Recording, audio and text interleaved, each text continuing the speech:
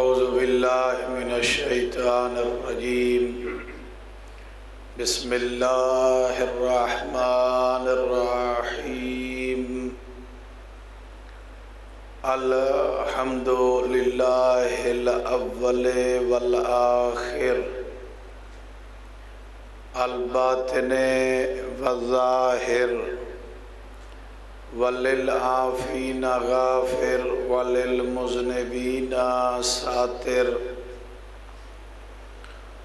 والصلاة والسلام علی مصباح الدجا وعلم الہدى الرسول المسدد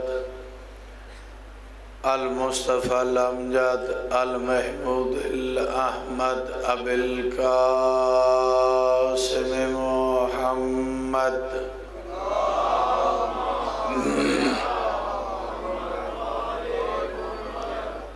وعلى آلہ الطیبین الطاہرین المعصومین الذین اذهب اللہ عنہم الرجس وطہرہم تطہیرا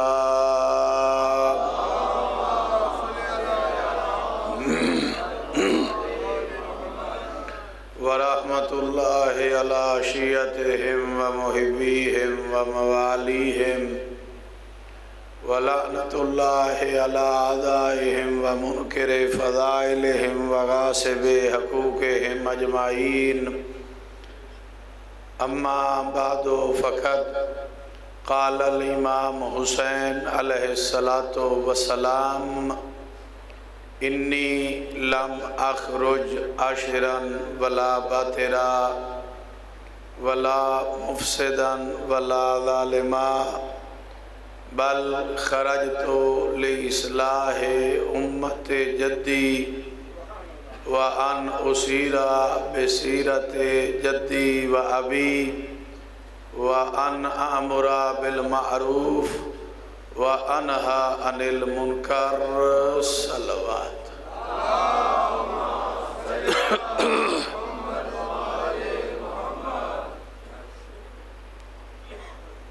مومنین محترم،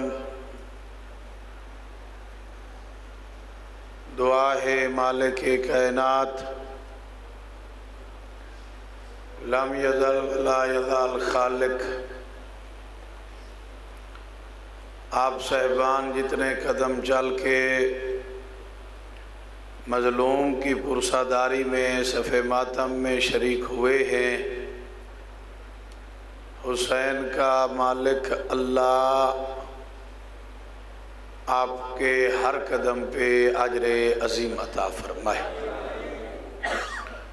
بانیان عشرہ محرم الحرام علی رضا جعفری صاحب اور ان کے خانوادہ کی توفیقات میں اضافہ فرمائے۔ جہاں جہاں پر بھی مظلوم کربلا کی عزاداری ہو رہی ہے، سب مقامات پر اللہ مومنین و مومنات کی خود آپ حفاظت فرمائے۔ صاحبان ایمان، آج جس موضوع پہ ہم گفتگو کرنے جا رہے ہیں وہ موضوع ہے مقصد امام حسین۔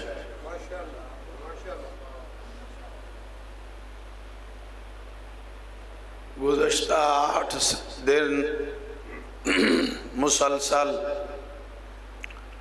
ہم نے فضائل، تبلیغ، فرامین، مصائب گوش گزار کیے۔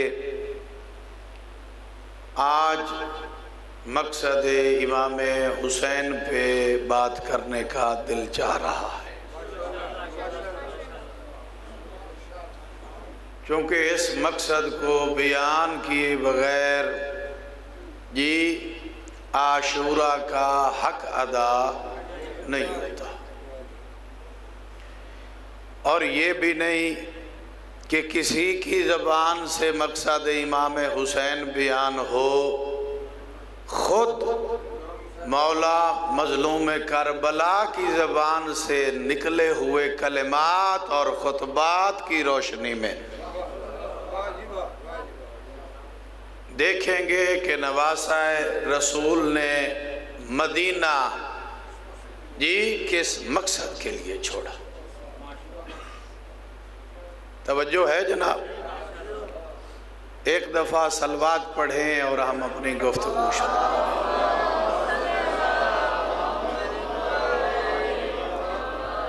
مولا نے ارشاد فرمایا انی لم اخرج عاشرا ولا باترا.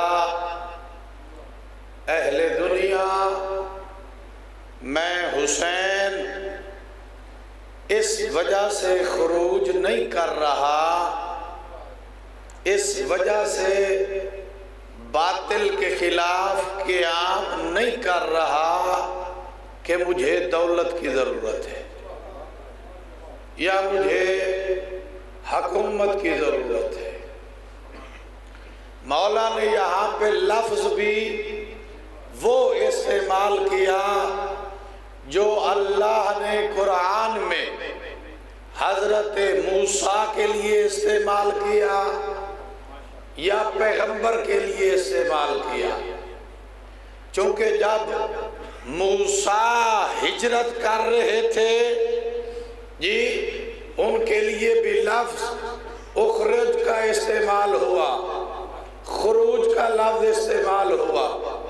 جب حضرت محمد مکہ سے مدینہ کی طرف آ رہے تھے تو ان کے لیے بھی یہی لفظ استعمال ہوا. تو مولا نے بھی وہی لفظ استعمال فرمایا کہ جس طرح اللہ کے انبیاء نے اپنا وطن کسی خاص مقصد کے لیے چھوڑا، میں بھی اسی طرح اپنا وطن دین کی حفاظت کے لیے چھوڑ رہا. توجہ ہے جناب؟ انی لم اخرج، میں اس وجہ سے خروج نہیں کر رہا کہ مجھے حکومت چاہیے یا دولت چاہیے. خروج اور بغاوت میں فرق ہے، سمجھنا چاہیے. خروج کسے کہتے، بغاوت کسے کہتے؟ بغاوت پہلی مرتبہ توحید کے سامنے شیطان نے کی ہے.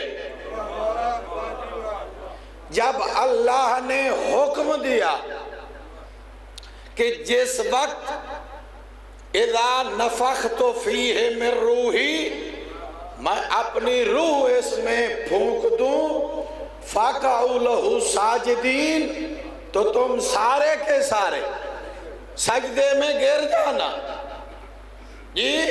فَسَجَدُوا، سب نے سجدہ کیا الا ابلیس، مگر ابلیس نے نہ کیا.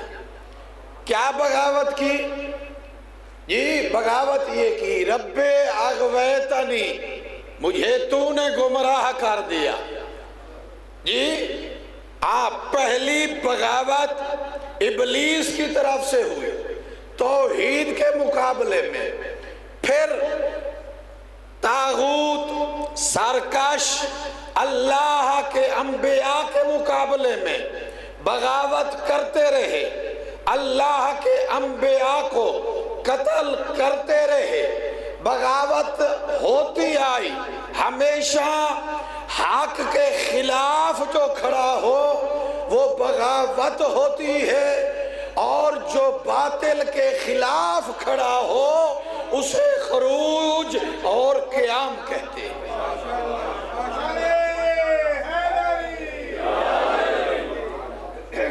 حضرت ابراہیم نمرود کے مقابلے میں نکلے، یہ خروج تھا، یہ قیام تھا، یہ دعوت حق کی آواز تھی.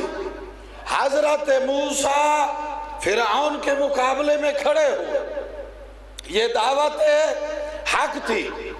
حضرت عیسیٰ ڈھیر سارے دشمنان خدا کے مقابلے کھڑے ہوئے، یہاں تک کہ ظاہری طور پر تختہ دار تک جانا پڑا، مگر اپنی آواز سے پیچھے۔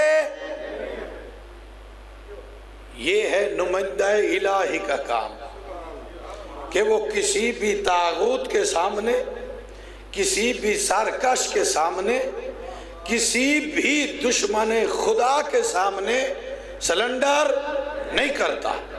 کیوں؟ چونکہ اللہ قرآن میں فرما رہا ہے قوموا للہ مثنی و فرادا۔ جب حق کی بات آ جائے شارٹ کٹ، چونکہ ماڈرن دور ہے نا، ہم عموماً پوچھتے رہتے ہیں شارٹ کٹ کوئی راستہ بتایا جائے۔ ہاں ماڈرن دور ہے، اللہ نے بہت ڈائریکٹلی سیدھے انداز میں ارشاد فرمایا ہے، جہاں پہ حق کا معاملہ آ جائے وہاں پہ یہ نہ دیکھ گھر والے کیا کہہ رہے ہیں، خاندان والے کیا کہہ رہے ہیں، اپنے محلے دار کیا کہہ رہے ہیں، میرے دوست احباب کیا کہیں گے۔ اللہ نے واضح دو ٹوک فرمایا ہے قوموا للہ مثنی و فرادا۔ جب حق کی بات آئے تو پھر اللہ کے لیے قیام کرو، چاہے تم دو ہو یا ایک۔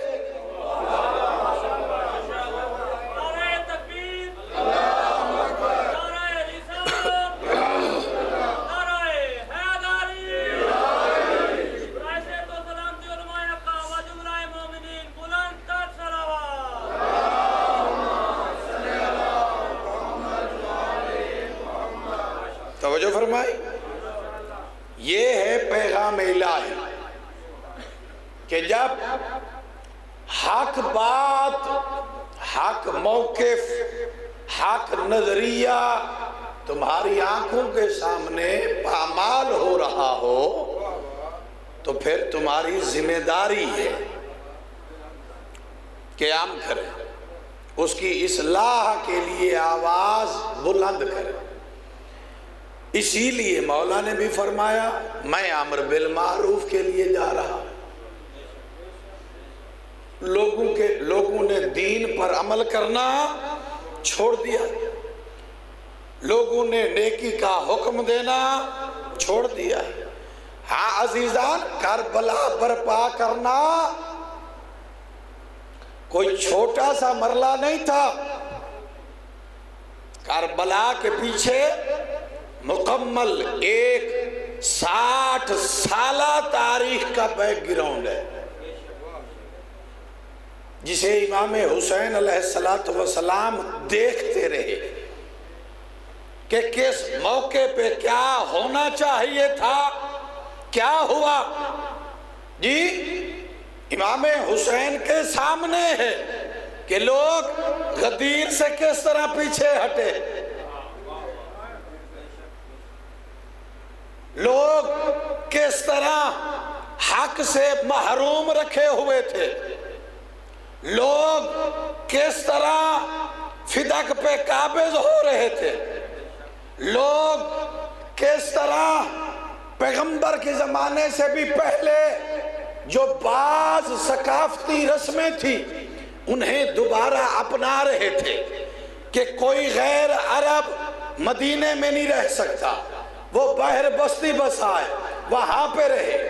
اور مولا مظلوم کربلا کے سامنے اقربا پروری ہو رہی ہے، رشتہ داروں کو نوازا جا رہا ہے، اصحاب رسول کا قتل کیا جا رہا ہے۔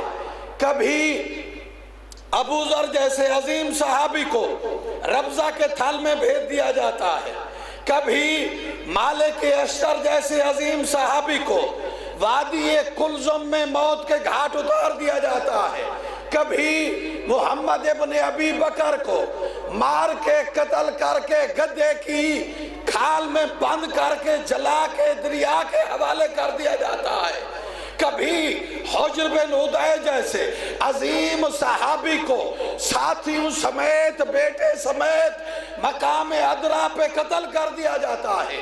یہ سارے واقعات امام حسین کے سامنے آ رہے ہیں، خود آنکھوں سے دیکھ رہے ہیں، کبھی ماں کا زخمی پہلو دیکھ رہے ہیں، کبھی بھائی کے جنازے پہ تیر دیکھ رہے ہیں، کبھی بابا کو مصلی عبادت پہ زخمی دیکھ رہے ہیں، اور یہ دیکھ رہے ہیں کہ امت کس طرح خاموش ہے، چپ کر کے بیٹھی ہے، میرے نانا کی سنتیں پامال ہو رہی ہے، میرے نانا کے دین کو تباہ کیا جا رہا ہے۔ اسی وجہ سے میرے مولا حسین اٹھے اور اٹھ کر کیا کہا کہ عزت کی ایک دن کی زندگی ذلت کی 1000 سالہ زندگی سے بہتر۔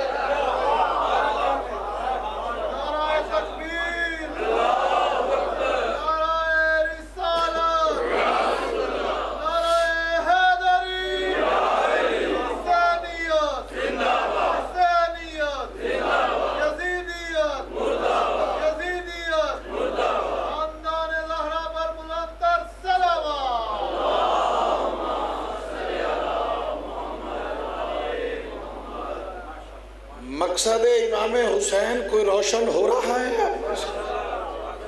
توجہ فرمائیے، جب تلک ان اسباب اور ان عوامل کو آپ ملحوظ خاطر نہیں رکھیں گے، آپ کو مقصد سمجھ نہیں آئے گا، آپ اپنے آپ کو اتنے بڑے قیام کے لیے تیار نہیں کر سکتے۔ اور ہم سب کی ذمہ داری ہے کہ امام حسین علیہ السلام نے جو مقاصد بیان فرمائے ہیں انہیں زندہ رکھیں، ان پر عمل پیرا ہونے کی کوشش کریں، تاکہ یہ ہماری عزاداری فقط رسمی حد تک نہ رہ جائے، یہ ایک اعتقاد اور ایمان بن کے ہمارے جسم اور روح کی گہرائی میں پھر پتہ چلے گا کہ ہم مولا حسین کے عزادار ہیں اور ہمارے اندر کتنا انقلاب ہونا چاہیے۔ صلوات پڑھیں محمد والے محمد۔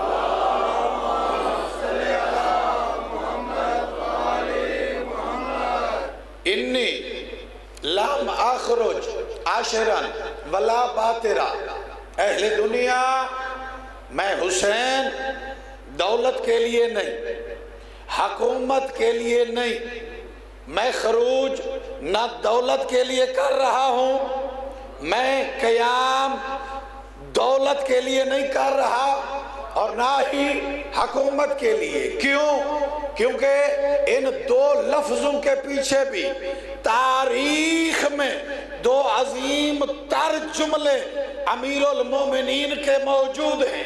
کیوں اختیار کیا دولت نہیں چاہیے؟ کیوں اختیار کیا حکومت نہیں چاہیے؟ بتا رہے تھے میں اس عظیم باپ کا بیٹا ہوں کہ جب اس سے پوچھا گیا کہ یا امیر المومنین آپ کی نگاہ میں دنیا کی حکومت کی حیثیت کیا ہے، تو میرے مولا نے عبداللہ ابن عباس سے مخاطب ہو کر فرمایا تھا، ابن عباس یہ بتاؤ تیری نگاہ میں یہ پھٹے ہوئے جوتے کی کیا اہمیت ہے؟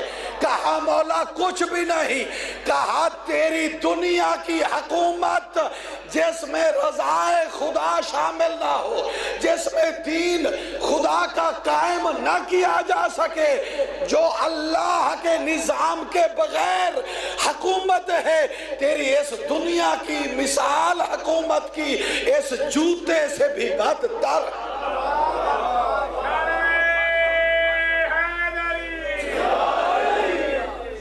جی ہاں، وہ حکومت جس میں بقائے دین نہیں ہے، وہ حکومت جس میں نظام دین ہے نہیں، وہ حکومت کسی کام کی نہیں۔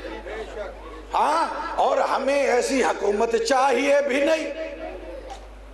اور دولت کے لیے بہت عظیم واقعہ موجود ہے، اشارہ فرما رہے ہیں مولا اس بات کی طرف کہ جب حضرت مقداد نے ایک دفعہ امیر المومنین کی خدمت میں عرض کی، مولا کچھ دنوں سے گھر میں فاقے چل رہے ہیں، پریشانی کی حالت میں ہوں، چاہتا ہوں کہ شفقت فرمائیں، سرپرستی فرمائیں، حالات آسودہ ہو جائیں، اچھے ہو جائیں۔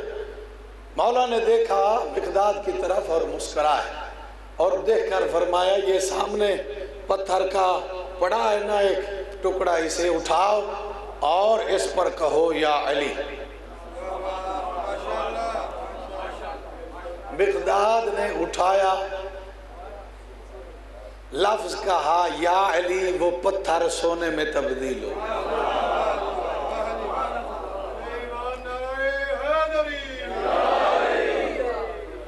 اب دیکھیں اگر مقداد جیسے کی زبان ہو تو یا علی کہنے سے پتھر بھی سونے میں تبدیل ہو جاتا ہے۔ کہنے والا مقداد جیسا ہو۔ پتہ چلا ہم میں کمزوری ہے کہ ہمارے کہنے سے کچھ نہ ہو۔ اگر ہم اپنے آپ کو اس لیول پہ لے جائیں تو یقیناً بہت کچھ ہو سکتا ہے۔ جی ہاں، اب مقداد نے کیا کیا؟ وہ جتنا چاہیے تھا اتنا توڑ کے رکھ لیا، باقی پھینک دیا۔ مولا نے پھر پوچھا مقداد ابھی تو شکوہ کر رہا تھا، یہ کیا ہوا ہے؟ تھوڑا سا رکھا باقی پھینک دیا۔ کہنے لگا مولا حرص وہ کرے جس کا آپ جیسا ایمان نہ ہو۔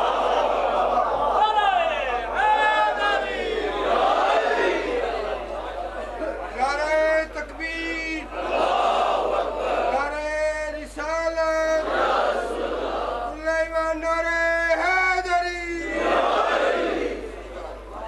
صلوات پڑھیں محمد والے۔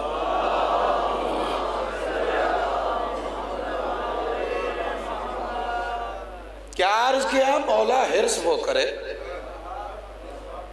جس کے پاس آپ جیسا ایمان نہ ہو۔ مجھے پھر ضرورت پڑی پھر آ جاؤں گا۔ جی ہاں، اسی لیے فرما رہے ہیں کہ ہمیں دنیا کی ضرورت نہیں۔ جی میں تو اس باپ کا بیٹا ہوں کہ جو حالت رکوع میں سلیمان جیسے نبی کی انگوٹھی زکوٰۃ دے دیتا ہے، مجھے تم کس دولت کی بات کرتے ہو؟ ولا مفسدا ولا ظالما، اور نہ ہی میں اس وجہ سے خروج کر رہا ہوں کہ زمین میں فساد چاہتا ہوں یا کسی پر ظلم کرنا چاہتا ہوں، چونکہ ہم ہی وہ خانوادہ اہل بیت محمد ہیں جن کی وجہ سے اللہ نے کائنات کو خلق فرمایا، اور اس کائنات کو عمل کا گہوارہ بنانا ہم اہل بیت النبوہ کا کام ہے۔ ہم کسی کے ساتھ ظلم اور زیادتی کرنے والے نہیں ہیں۔ میں تو اس باپ کا بیٹا ہوں جو اپنے قاتل کو بھی شربت پلا دیتا ہے۔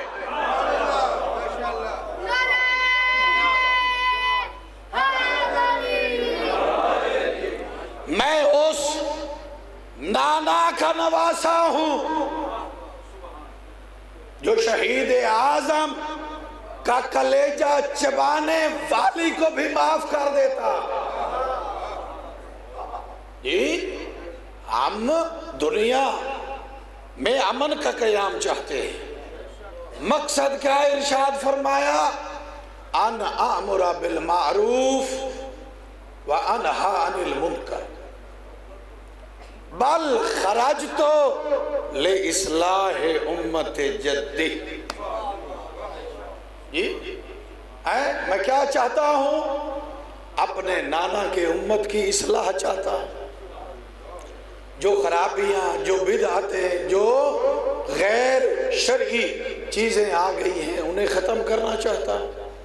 امر بالمعروف کرنا چاہتا ہوں، نہی عن المنکر کرنا چاہتا ہوں، نیکیوں کا حکم دینا چاہتا ہوں، برائیوں سے روکنا چاہتا ہوں۔ اسی لیے میرے مولا نے ارشاد فرمایا تھا کہ برائیوں کے خلاف جتنی دیر سے قیام کرو گے اتنا ہی زیادہ قربانی دینی پڑے گی. جتنی دیر آنکھیں بند کر کے برائیاں دیکھتے جاؤ گے، برائیاں بڑھتی جائیں گی معاشرے میں، جتنی دیر بعد قیام کرو گے اتنی ہی زیادہ قربانیاں دینی پڑے گی. اور امر بالمعروف کے چھوڑ جانے کی وجہ سے میرے مولا حسین نے میدان عرفات میں عظیم خطبہ دیتے ہوئے ارشاد فرمایا تھا کہ اے میرے نانا کے اصحاب، اے ہماری امت کے علماء، کیا تم نہیں دیکھ رہے کہ لوگوں نے اس وقت دین پر عمل پیرا ہونا چھوڑ دیا؟ تم کیوں خاموشی سے بیٹھے ہوئے؟ ہاں، جب دین پہ بن آئے تو پھر خاموش نہیں بیٹھنا چاہیے. اور امام حسین نے یہاں پر ایک اور عظیم جملہ بھی ارشاد فرمایا ہے. کیا فرمایا؟ کہا اہل دنیا الدین لاحق علی السنۃ الناس، دین زبانوں کی لک لکا بن چکا ہے. زبانوں کا لک لکا، جی ہاں، زبان کی تیز تراری کا نام دین رکھ دیا گیا ہے. دین فقط ان کی زبانوں تک معلق رہ گیا ہے، لٹک گیا ہے زبان پہ دین. جی جس کو بات کریں میں مسلمان ہوں، جی میں مسلمانوں کا ٹھیکیدار ہوں، میں مسلمانوں کا چودھری ہوں، جی ہاں، دین زبان پہ لک لکائے لسانی بن چکا ہے. جب بھی دین قربانی مانگتا ہے تو بہت کم دیندار نظر آتے ہیں کہ جو دین کی بقا کا پہرا دے سکے. یہ میرے مولا نے ارشاد فرمایا ہے. اور ایک اور مقام پہ ارشاد فرمایا کہ جب عبداللہ ابن زبیر نے میرے مولا مرشد حسین سے مخاطب ہو کر عرض کی، یا ابن رسول اللہ، میں چاہتا ہوں کہ آپ وطن نہ چھوڑیں، آپ بیت اللہ کے سائے میں پناہ لے کے بیٹھ جائیں. آپ کو بیت اللہ کی پناہ میں کوئی خطرہ خوف نہیں ہے، آپ کی جان محفوظ رہ جائے گی. کیا کہا میرے مولا حسین؟ فرمایا ابن زبیر تو نے زہرا کے لال کو پہچانا ہی نہیں. جی آج جس کعبہ کا تو مجھے کہہ رہا ہے کہ اس کی پناہ لے کے بیٹھ جاؤں، وہ تو مجھے کہہ رہا ہے حسین میری حرمت و عزت بچاؤ. جی میں اس مکہ کی عزت کو، اس بیت اللہ کی حرمت کو بچانے کے لیے جا رہا ہوں. اللہ نے مجھے اس کائنات میں بطور امام بنا کے بھیجا ہی اس لیے ہے کہ میں قرآن کی حفاظت فرماؤں، میں بیت اللہ کی حفاظت فرماؤں، میں اپنے نانا کے دین کی حفاظت فرماؤں. میرا محض مقصد یہی ہے کہ قیامت تک کوئی اور یزید پیدا نہ ہو سکے جو میلی آنکھ میرے نانا کے دین اور سنت کی طرف دیکھے. اور اس انداز میں قربانی پیش کی کہ اہل سنت، جی عالم ربانی، صوفی نظریے کا بندہ خراج عقیدت پیش کرتے ہوئے کمال پہ پہنچ گیا، کہنے لگا شاہ است حسین،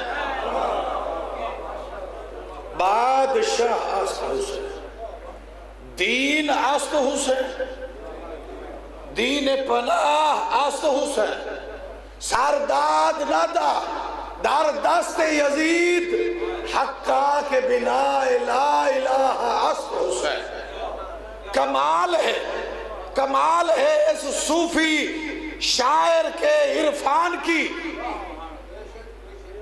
کیا کہہ رہا ہے؟ شاہ است حسین، دنیا کا حکمران حسین ہے،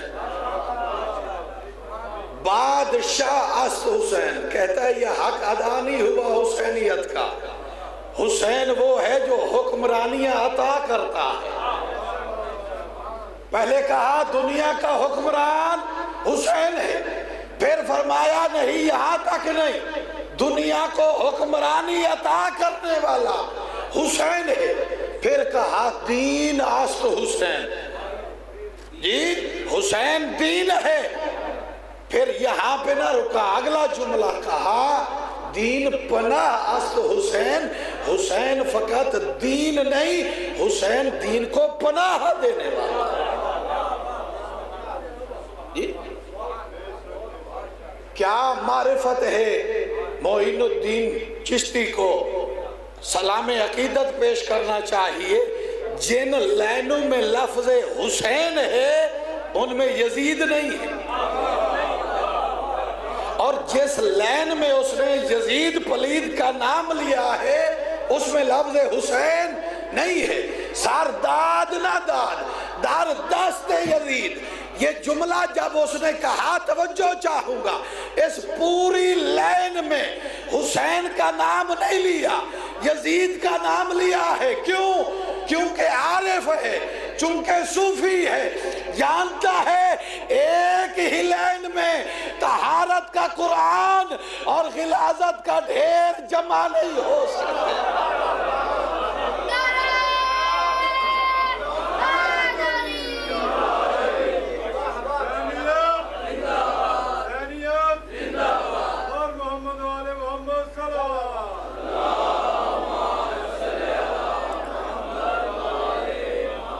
پتا ہے ایک ہی لین میں طہارت کا قرآن اور غلاظت کا ڈھیر جمع نہیں کیا جا سکتا۔ آخری جملے میں اس نے اپنی صوفیت کی انتہا کر دی، کہنے لگا حقا کے بنا الہ الہ اس حسین، میں تو یہاں پہ پہنچا ہوں کہ توحید حسین کے آخری سجدے پہ کھڑی ہے۔ درود پڑھیں محمد والے محمد۔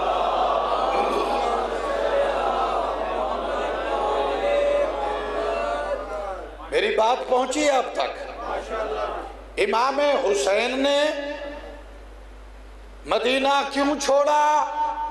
اصلاح امت کے لیے، امر بالمعروف کے لیے، نہی عن المنکر کے لیے، اپنے نانا اور بابا کی سیرت کو اجاگر کرنے کے لیے، تاکہ رہتی دنیا تک جو میرے بابا کی سیرت کو، میرے بھائی کی شخصیت کو روندا گیا، پامال کیا گیا، قیامت تک کوئی اور وقت کا یزید میرے بھائی اور بابا کی سیرت کی طرف میلی آنکھ نہ دیکھ سکے۔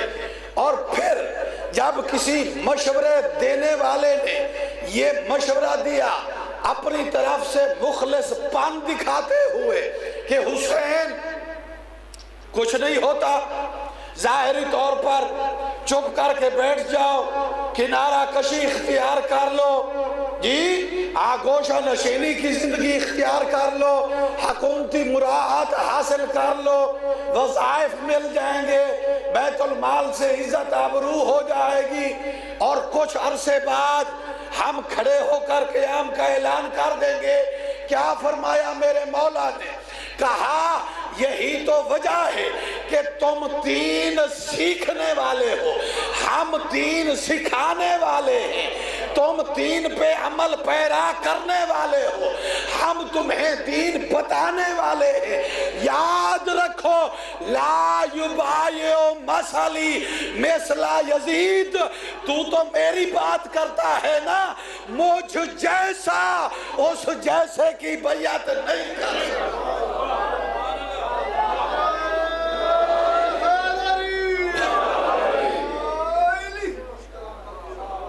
جو فرمائی مجھ جیسا اس جیسے کی بیعت نہیں کر سکتا۔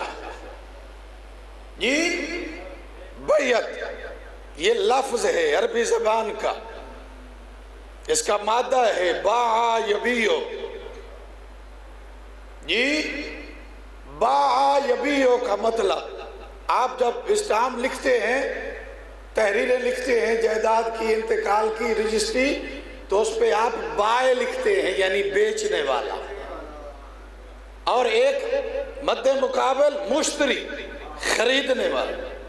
میرے مولا حسین نے یہ جو لفظ کہا ہے لا یبایع مثلی، مجھ جیسا نہیں بیچ سکتا، نہیں دے سکتا، اس جیسے کو۔ یزید ملعون 54 ریاستوں کا مالک ہے، دولت ہے، بیت المال ہے، درہم ہے، دینار ہے، سونا ہے، چاندی ہے، سپہ سالاریاں ہیں، فوج ہے، لشکر ہے، سب کچھ تو تھا اس کے پاس۔ کون سی شے اس کے پاس نہیں تھی جو اسے رات کو سکون نہیں کرنے دیتی تھی؟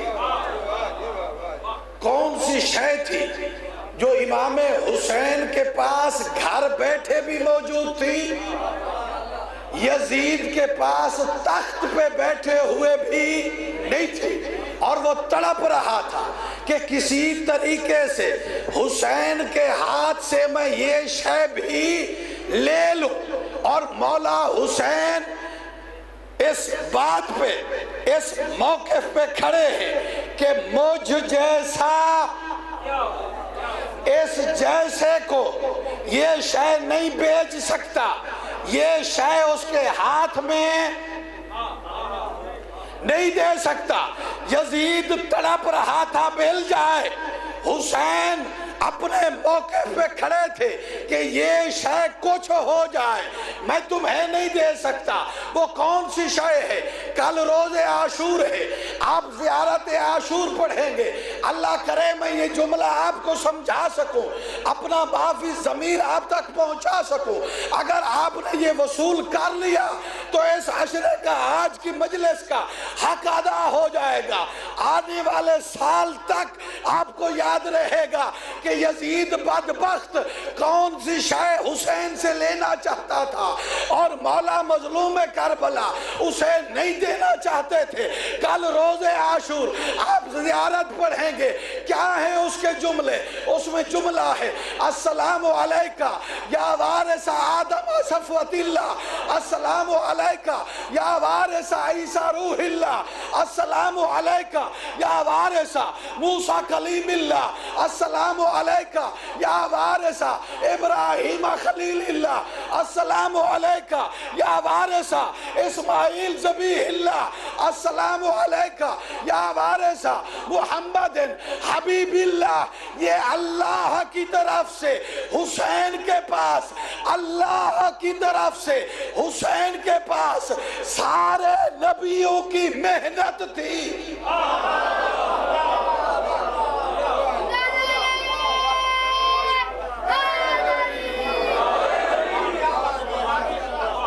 صلوات پڑھیں محمد والے محمد کی۔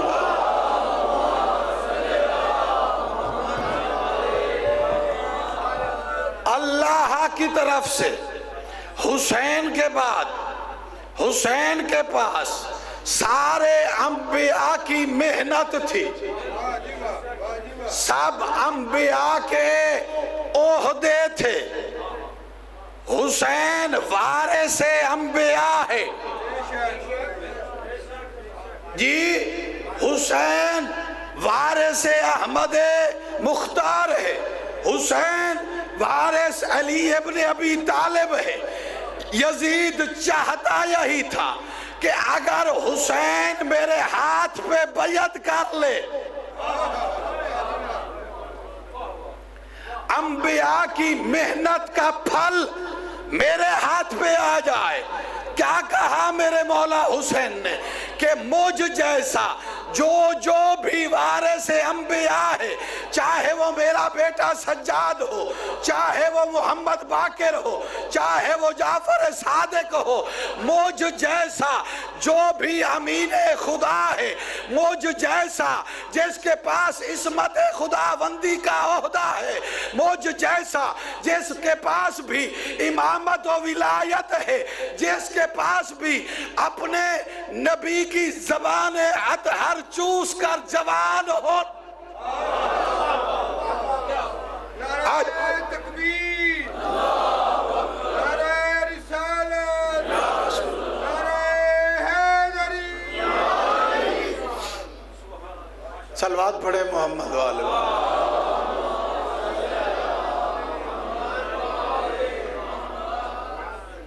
مجھ جیسا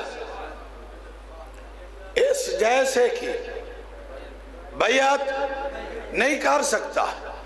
میں کون ہوں؟ میں وہ ہوں جو ماں کی گودی میں بھی لوح محفوظ کا مطالعہ کرتا ہوں. میں کون ہوں؟ میں زہرا کا لال ہوں. میں کون ہوں؟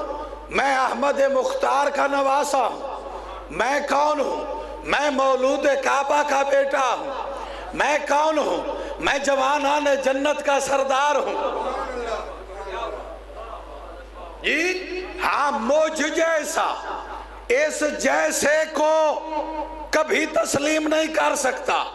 کیوں؟ کیونکہ آدم سے لے کر میرے نانا محمد تک سارے نبیوں کی محنت کا پھل میرے ہاتھ میں ہے. اس دین کی حفاظت، اس شریعت کی حفاظت میری ذمہ داری ہے. میں امین خدا ہوں. مجھے اللہ نے امانت دار سمجھ کے میرے پاس دین کو بطور حفاظت کے لیے رکھا. اور یہ کیسے ہو سکتا ہے کہ میں بھی زندہ ہوں اور مجھ سے دین پامال ہونے کی اجازت طلب کی جائے؟ ہاں، ایسا نہیں ہو سکتا. کیا فرمایا؟ الا ان الدائی یبن الدائی قد رکز بین اثنتین بین الذلت والذلہ ہیہات من الذلہ. کیا فرمایا؟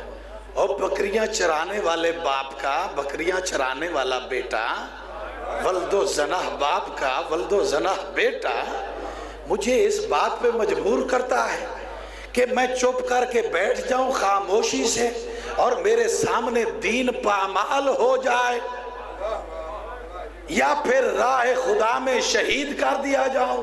کیا فرمایا؟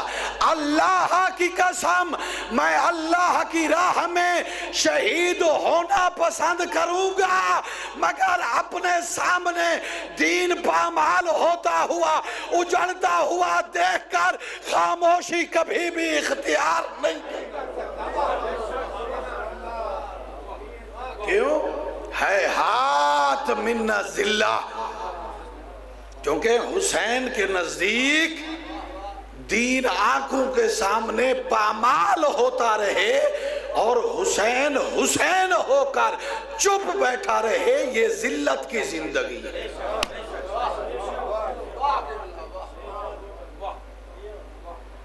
اب اندازہ لگایا آپ نے؟ میں نے آپ کو کہاں لا کے کھڑا کر دیا، بڑی مشکل میں پھنسا دیا ہے آپ کو.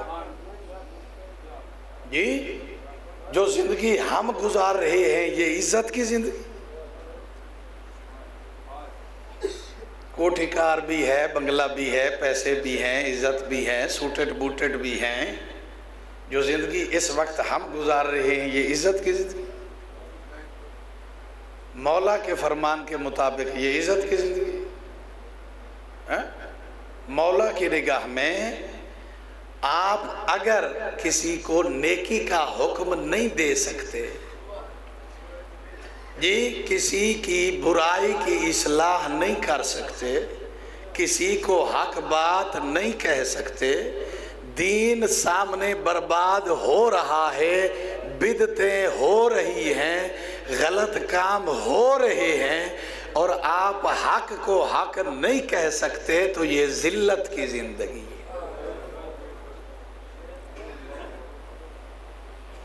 ہے۔ ہاں، جس معاشرے میں چاروں طرف سے اتنا گناہوں کا جنجال جی پلندہ بچھا ہوا ہو، جی جگہ جگہ پہ شیطان کی کمین گاہیں ہوں اور وہ حملہ آور ہو رہا ہو معاشرے میں جی، تو بس سانس تو لے رہے ہیں، آخر زندگی ہے، چل رہی ہے، لیکن مرشد حسین کی نگاہ میں یہ عزت کی زندگی۔ صلوات پڑھے محمد والے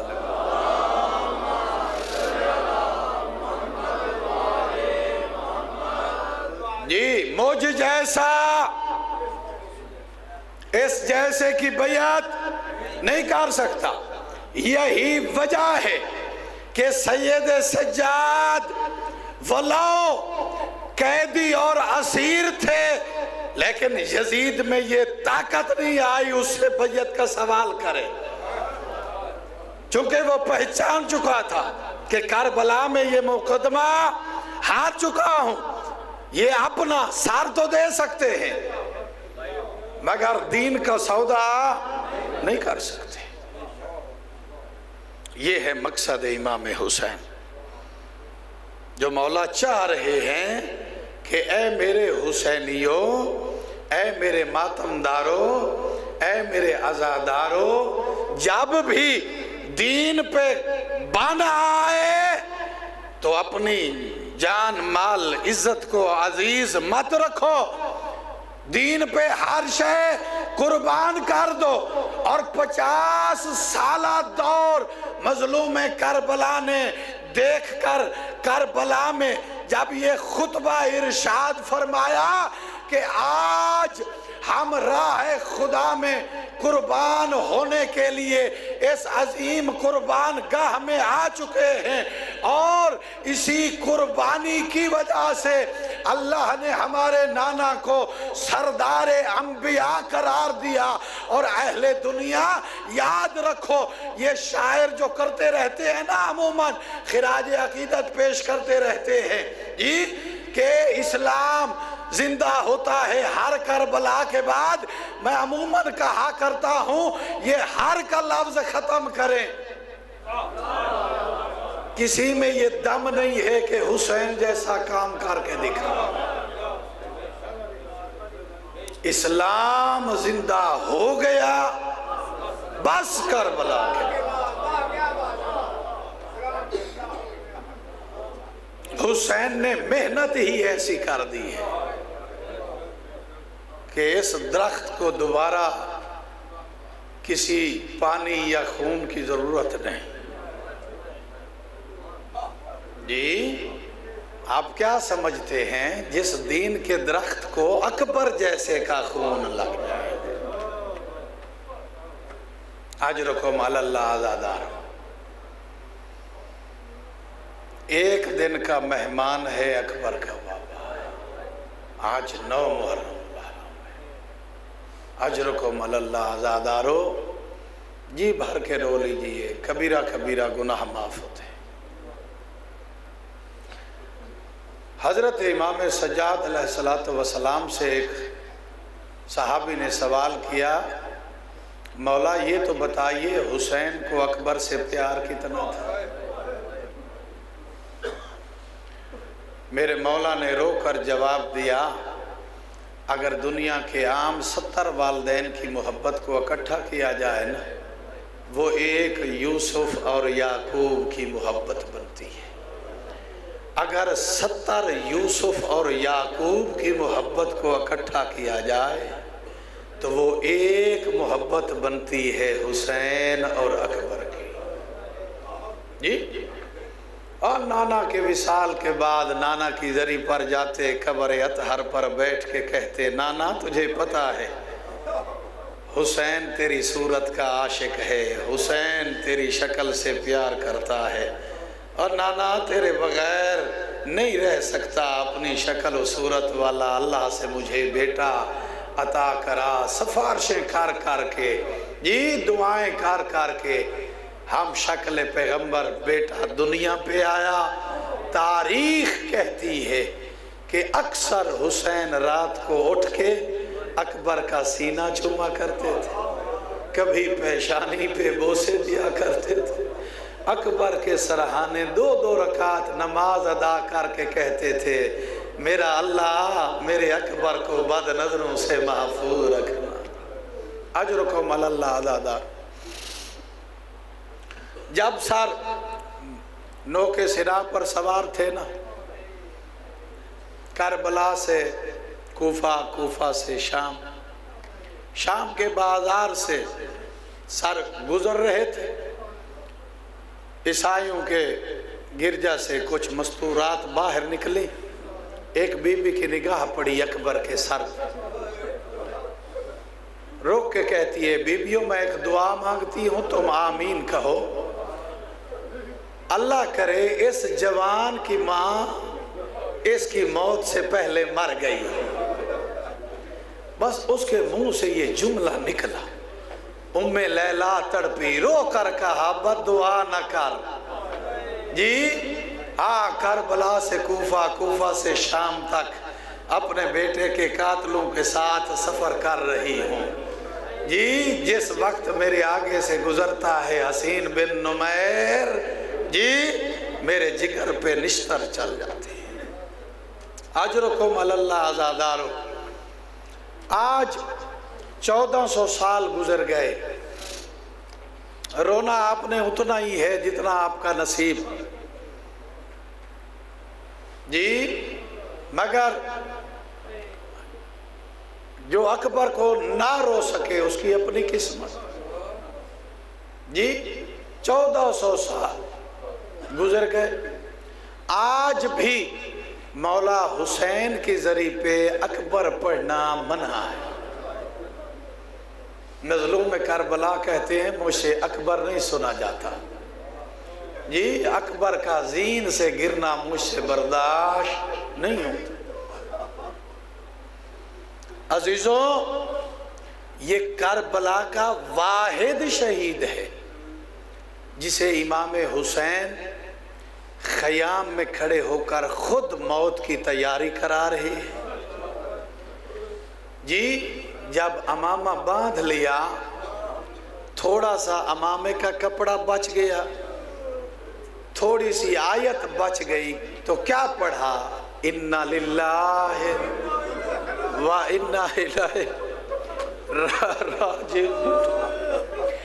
اپنے بیٹے کو اپنے ہاتھوں سے تیار کر کے میدان کی طرف بھیج رہے ہیں، چاند قدموں میں پہنچے اکبر کا رہوار، پیچھے سے آواز آ، کیا دیکھا؟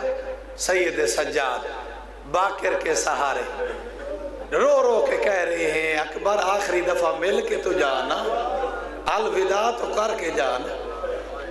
اکبر زین سے اترے، دونوں بھائیوں نے آپس میں گلے لگایا۔ تاریخ کہتی ہے کہ بھائیوں پہ غش طاری ہو گیا۔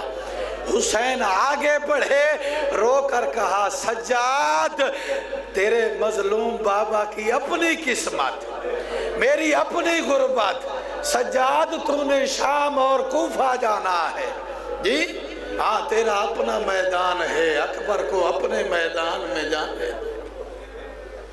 اجرکم علی اللہ عزادارو۔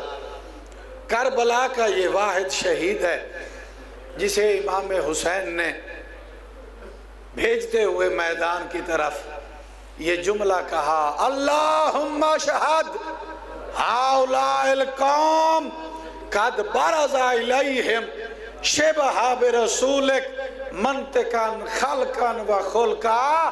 میرا اللہ گواہ رہنا، اب میدان میں اسے قربانی بنا کے بھیج رہا ہوں جو شبیہ رسول ہے، بولنے میں بھی، چلنے میں بھی، اخلاق میں بھی، کردار میں بھی اپنے اس بیٹے کو بھیج رہا ہوں جو بولتا ہے تو پتہ چلتا ہے رسول خدا بول رہے ہیں۔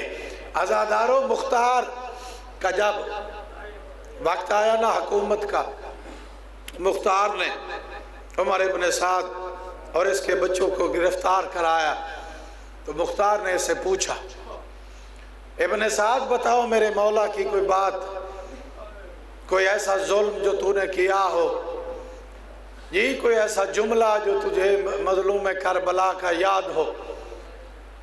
کہنے لگا اور تو زیادہ باتیں نہیں، لیکن صبح سے لے کر شام تک صبر دکھانے والا حسین جب اکبر زین سے اترا تھا نا تو حسین کے صبر کا پیمانہ لبریز ہو گیا تھا۔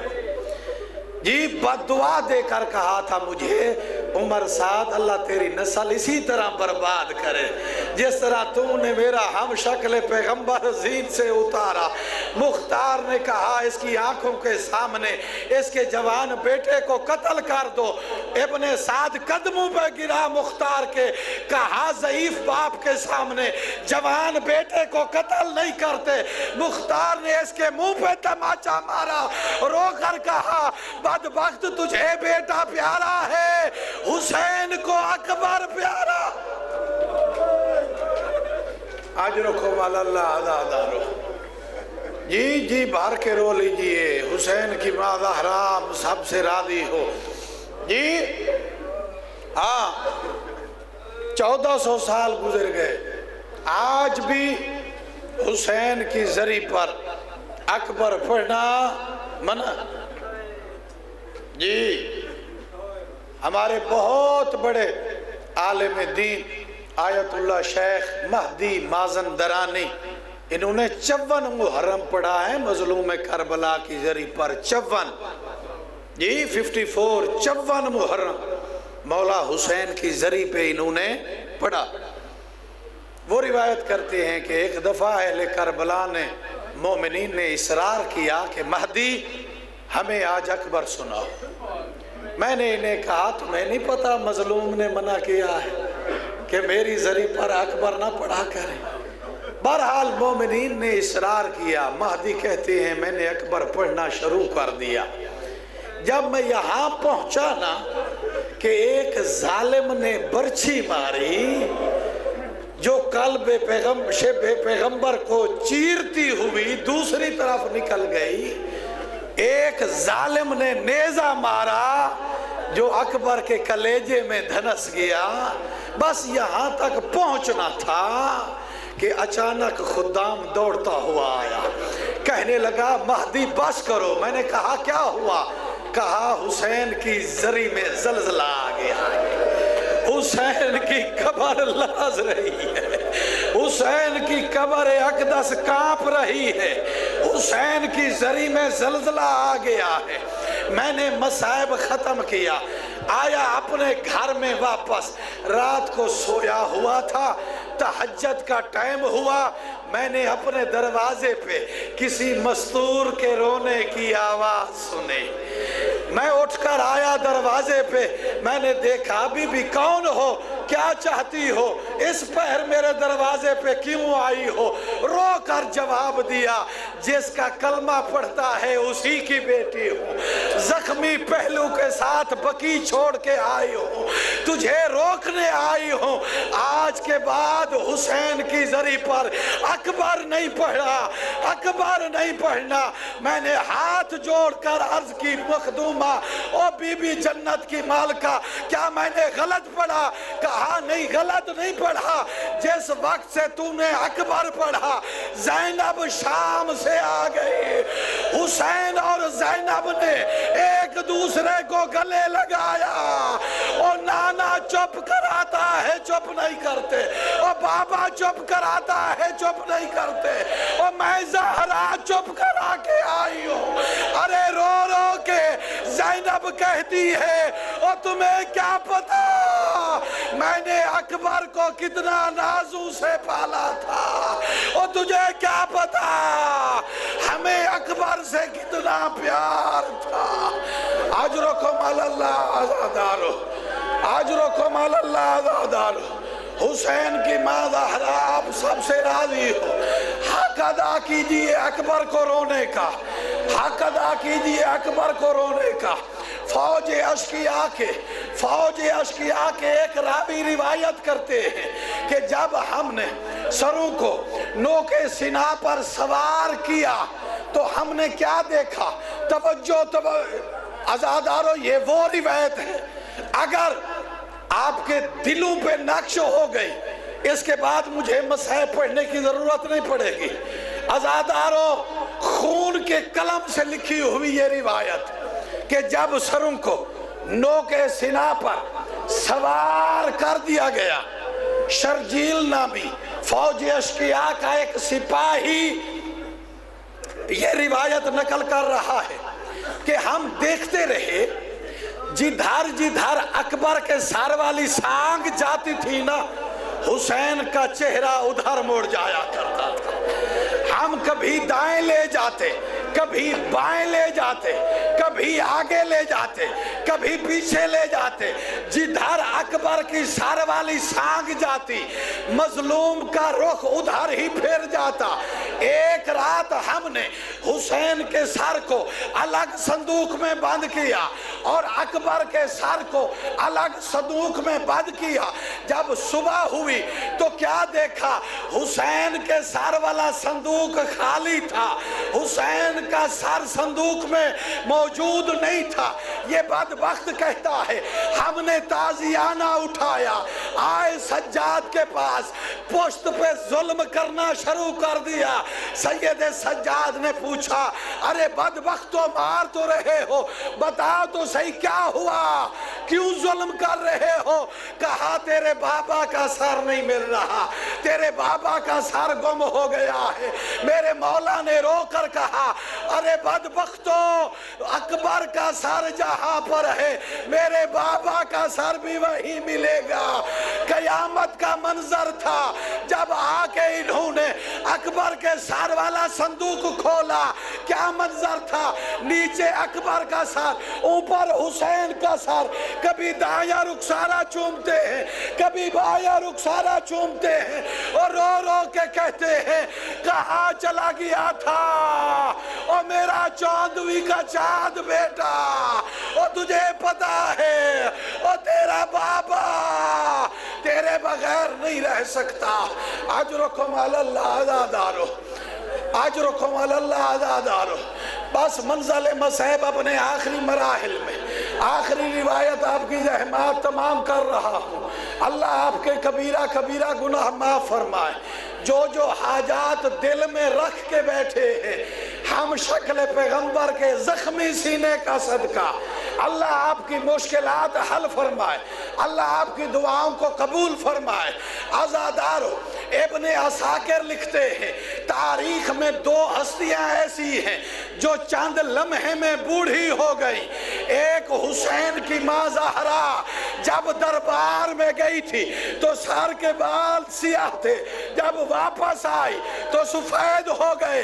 اسی طرح جب حسین اکبر کے لاشے پہ آئے تھے تو ریش اطہر سیاہ تھی، مگر وضع خدہ علی خدہ، حسین نے اپنا رخسارہ اکبر کے رخسارے پہ رکھا، رو کر کہا علی الدنیا بعدک العفا، او اکبر تیرے بعد دھواں دھار ہو گیا ہے، حسین ضعیف ہو گئے۔ واہ اکبر آ، واہ اکبر آ کی صدائیں بلند ہوئی۔ مولا مظلوم کربلا نے اکبر کے لاشے کو اٹھایا، آئے خیام میں، ادھر قاسم کا لاشا، ادھر اکبر کا لاشا، رخ پھر گیا میرا مولا کا آسمان کی طرف، رو کر کہا میرا اللہ تیرا دین بچ گیا، اور میرا گھر اجڑ گیا، اور ایک طرف ہم شکل پیغمبر ہے اور دوسری طرف بھائی حسن کی